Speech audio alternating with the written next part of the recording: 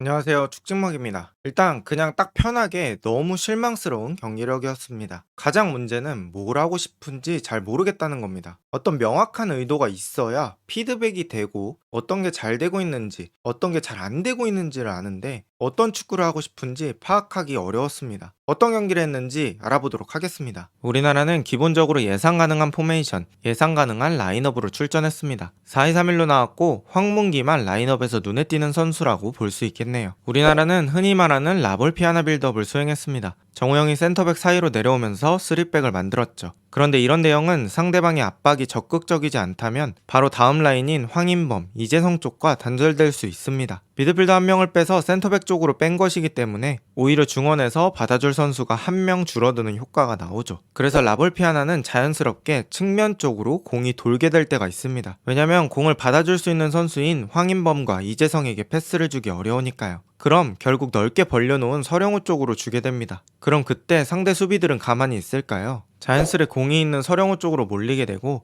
여기서 서령우가 빠져나갈 수 있는 방법은 세 가지입니다. 첫째, 짧은 패스로 이재성과 손흥민 등을 이용해 빠져나간다. 그런데 이 방법은 매번 되는 건 아니고 상황이 잘 구성되어야겠죠. 둘째, 서령우가 아예 왕반대 패스를 한다. 그래서 황문기나 이강인 같이 오른쪽에 있는 선수를 주는 거죠. 하지만 이것도 쉽지 않습니다. 워낙에 거리가 너무 머니까요. 셋째, 김영건이 뒤로 빠져주면서 서령우의 공을 받아줍니다. 사실 이게 가장 안정적이고 쉬운 선택이죠. 그래서 서령우가 공을 주게 되면 김영건은 다시 뒤로, 즉 완전 큰 U자를 그리는 빌드업이 되는 겁니다. 당연히 빌드업의 속도는 떨어지고 쉽게 상대방의 수비진을 공략할 수 없습니다. 게다가 지금 장면처럼 우리 선수들의 개인적인 패스 미스도 많았습니다. 전진 패스가 쉽게 안 되니까 계속 우리의 빌드업 템포는 떨어집니다. 이런 것들이 우리의 전반전이 답답하게 느껴졌던 이유입니다. 또 우리나라 선수들은 이렇게 오른쪽에 많은 숫자를 투자할 때가 많았습니다. 아무래도 짧은 빌드업에도 강점이 있는 이강인을 활용해서 오른쪽에 많은 숫자를 투자한 것이죠. 여기서 손흥민과 서령우의 위치를 보겠습니다. 이렇게 오른쪽에 과부하가 되어 있을 때 손흥민에게 바로 반대 전환을 해주면 훨씬 경기가 쉽게 갈 수 있습니다. 하지만 이때 오른쪽에서 공을 뺏기면서 역습을 허용하게 됩니다. 잔디 때문인지 선수들의 컨디션 때문인지는 몰라도 부드럽게 연결되어 반대 전환이 되어야 하는 타이밍에 계속 공을 방출하지 못합니다. 만약에 아까 타이밍에 반대 전환이 나왔다면 어땠을까요? 바로 지금과 같은 장면이 나올 겁니다. 기본적으로 손흥민이 공을 가지고 있을 때 서령우가 바로 등 뒤로 돌아주면서 상대 수비와 2대2 싸움을 걸 겁니다. 그때 이재성까지 하프 스페이스를 공략하는 거죠. 그렇게 손흥민 쪽으로 순식간에 인원을 투자하는 공격 방법입니다. 어디서 많이 보지 않으셨나요? 맞습니다. 지난 아시안컵 때 우리나라가 가장 자주 사용하던 공격 방법입니다. 또 토트넘에서 손흥민을 활용할 때 이렇게 많이 활용합니다. 그런데 저런 장면이 왜 나오지 않았을까요? 답은 제가 영상 초반부터 설명드린 것들에 있습니다. 1번, 정우영의 센터백 보조, 즉 라볼피아나 전술 때문에 패스 방향이 전방이 아닌 측면으로 강제된다. 2번, 애초에 선수들 개인 패스 미스가 많았다. 3번, 손흥민의 아이솔레이션을 위한 반대 전환이 적었다. 이 부분은 홍명보 감독 본인도 경기 후 인터뷰에서 직접 언급했습니다. 반대 전환이 잘 이루어지지 않았고 전개 시 볼 스피드가 빠르지 않았다고요. 우리 윙어들의 퀄리티를 이용하려면 결국 윙어가 단독 돌파하거나 윙어를 지원할 수 있는 상황이 나와야 합니다. 거기서 필수적인 게 바로 반대 전환인데 그것부터 꼬이니 우리는 쉽게 공격할 수 없었죠. 그럼에도 우리나라가 반대 전환이 일어났던 장면이 있었습니다. 이렇게 이강인이 넘어지면서 개인 능력으로 크게 반대 전환. 여기서 서령우가 이재성에게 공을 밀어주고 이재성이 안쪽 주민규를 보고 크로스를 넣을 수 있었습니다. 이게 가능했던 이유는 뭘까요? 반대 전환이 되면서 수비는 한 번에 여러 명이 움직이게 되고 수비 대형이 흐트러지게 되면서 이재성이 크로스할 여유와 어느 정도 공간을 부여받았기 때문입니다. 이게 반대 전환의 중요성을 보여줄 수 있는 장면이라고 할 수 있겠네요. 전반은 그렇게 소득 없이 0대0으로 종료되었고 후반은 전반보다는 나았지만 꽤 많은 위기들이 있었습니다. 특히 여전히 직선으로 공을 받아줄 선수들은 센터백 라인과 꽤나 거리가 멀었죠. 직선은 멀고 측면은 짧은 패스로 나가면 느리고 이렇게 해도 저렇게 해도 쉽지 않은 상황들이